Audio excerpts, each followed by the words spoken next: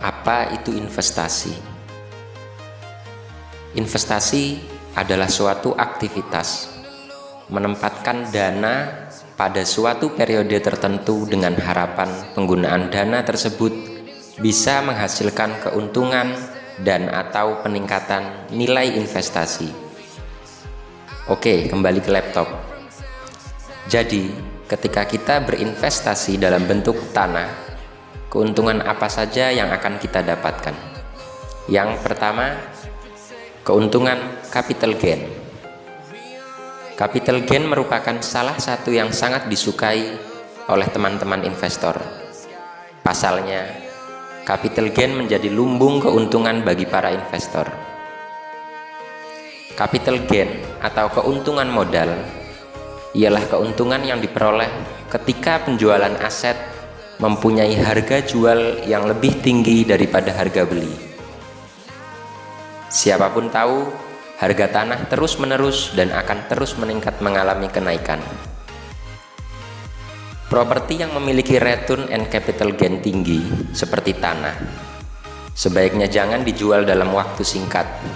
Tunggu dulu, sedikit bersabar, sehingga kelak harganya naik signifikan. Biasanya, kenaikan nilai properti akan sangat terasa setelah minim 5 tahun. Next, keuntungan kedua, yakni demand and supply, permintaan dan persediaan. Persediaan tanah tidak akan bertumbuh dan bertambah.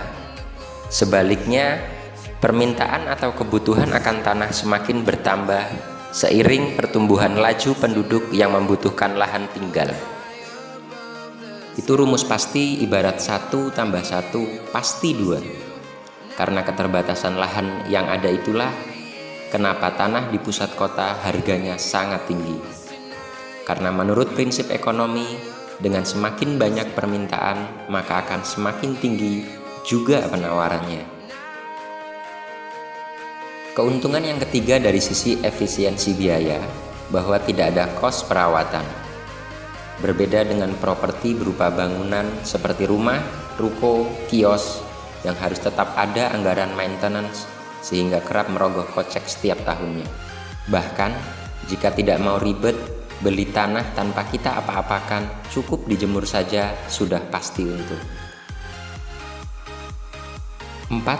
Keuntungan added value atau punya nilai tambah. Keuntungan ini bisa diperoleh ketika lahan tersebut kita kembangkan. Contoh, jika kita bisa mengalokasikan untuk usaha atau bisnis lain, sambil menunggu masa 5 tahun hingga harga tanah naik, kita bisa memanfaatkan lahan untuk ruang usaha tambahan, misalnya kebun sayur, lahan parkir, atau taman untuk acara pesta pernikahan, atau tempat usaha yang disewakan. Jangan biarkan lahan kafling Anda menjadi lahan tidur dan tidak berkembang.